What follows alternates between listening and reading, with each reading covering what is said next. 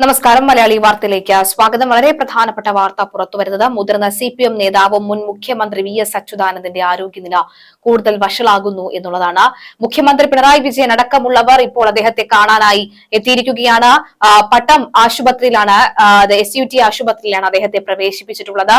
ആരോഗ്യനില തൃപ്തികരമാണ് എന്ന് ഡോക്ടർമാർ അറിയിച്ചിട്ടുണ്ടെങ്കിലും പിന്നാലെ ആരോഗ്യനിലയിൽ നേരിയ ഒരു മാറ്റം സംഭവിച്ചിട്ടുണ്ടെന്നാണ് പുറത്തുവരുന്ന വിവരം.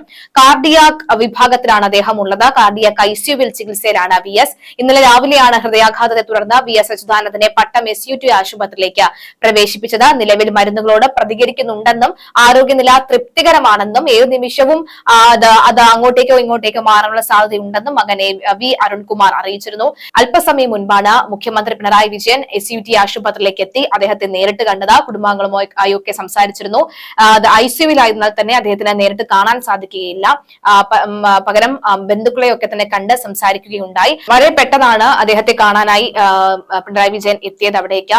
പിണറായി വിജയനുമായി ബന്ധപ്പെട്ട് പറയുകയാണെങ്കിൽ ഒരു മാൻ ട്രാക്ക് പവർ അദ്ദേഹത്തിനുണ്ടെന്ന് എല്ലാവരും കളിയാക്കി പറയുന്നുണ്ട്. അതുകൊണ്ട് തന്നെ അദ്ദേഹം ആശുപത്രിയിൽ എത്തിയ ആ ദൃശ്യങ്ങളുടെ താഴെയൊക്കെ തന്നെ നിരവധി കമന്റുകൾ വരുന്നുണ്ട്. ഞങ്ങളുടെ VSനെ കാത്തോളിനെ മാൻ ട്രാക്ക് പണി തുടങ്ങാതിരുന്നാൽ മതി എന്നൊക്കെ പറഞ്ഞ് നിരവധി കമന്റുകളൊക്കെ തന്നെ വരുന്നുണ്ട്. അതൊക്കെ നമുക്ക് കമന്റായി തന്നെ മാറ്റി നിർത്താം. എന്തായാലും നിലവിൽ മരുന്നുകളോട് പ്രതികരിക്കുന്നുണ്ട് അദ്ദേഹം.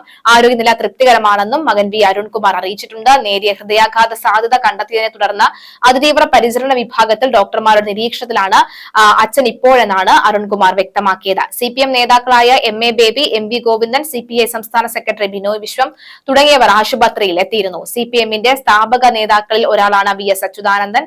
2006 മുതൽ 2011 കാലത്തിൽ കേരളത്തിന്റെ മുഖ്യമന്ത്രിയായിരുന്നു.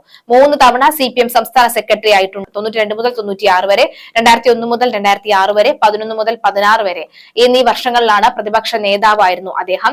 ഭരണപരിഷ്കാര കമ്മീഷൻ അധ്യക്ഷനായാണ് അദ്ദേഹം അവസാനമായി ഏറ്റെടുത്ത ഔദ്യോഗിക പദവി. പാർട്ടി VS സംസ്ഥാന സമിതിയിലെ പ്രത്യേക ക്ഷണിതാവ് കൂടിയാണ്.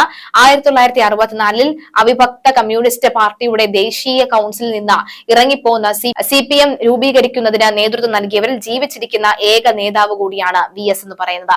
VSനെ ഇപ്പോഴും പാർട്ടിയും കൊടിയുടെ നിറവും ഒക്കെ മറന്ന് സ്നേഹിക്കുന്ന, VS എന്ന പോരാളിയെ സ്നേഹിക്കുന്ന അനവധി ആളുകൾ നമുക്ക് ചുറ്റും ഇന്നുമുണ്ട്.